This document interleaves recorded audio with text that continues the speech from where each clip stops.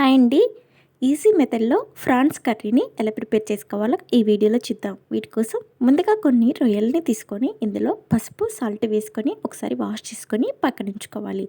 ఒక mixie jar తీసుకొని అందులో సన్నగా కట్ చేసుకున్న ఆనియన్స్ వేసుకొని మూత పెట్టుకొని మెత్తగా ఇలా గ్రైండ్ చేసుకొని పక్కన ఉంచుకోవాలి.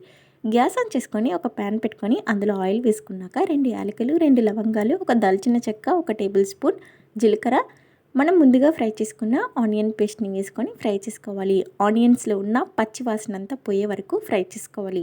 ఇలా ఆనియన్స్ ఇలా గోల్డెన్ కలర్లోకి వచ్చిన తర్వాత ఇందులో 2 పచ్చిమిర్చి, 1 టేబుల్ స్పూన్ అల్లం వెల్లుల్లి పేస్ట్, 1 టేబుల్ స్పూన్ పసుపుని వేసుకొని మరొకసారి బాగా కలుపుకోవాలి. ఇలా అన్నీ కలుపుకున్నాక ఇందులోకి 1 టేబుల్ స్పూన్ సాల్ట్, ఒక 2 టేబుల్ స్పూన్ల వరకు కారం, 1 టేబుల్ స్పూన్ ధనియాల పొడిని కూడా వేసుకొని మరొకసారి బాగా కలుపుకోవాలి.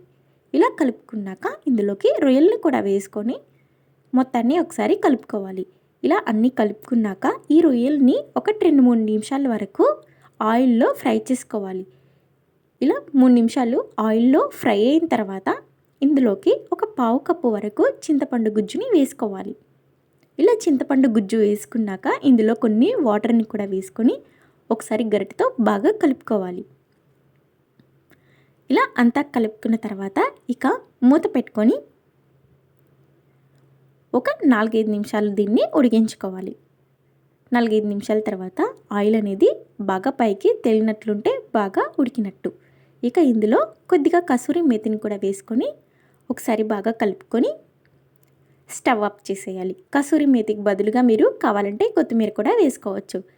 ఇక ఇలా ప్రిపేర్ చేసుకున్న కర్రీని రైస్లో కానీ, చపాతీలో కానీ, రోటీలో కానీ చాలా బాగుంటుంది. చాలా సింపుల్ కదా.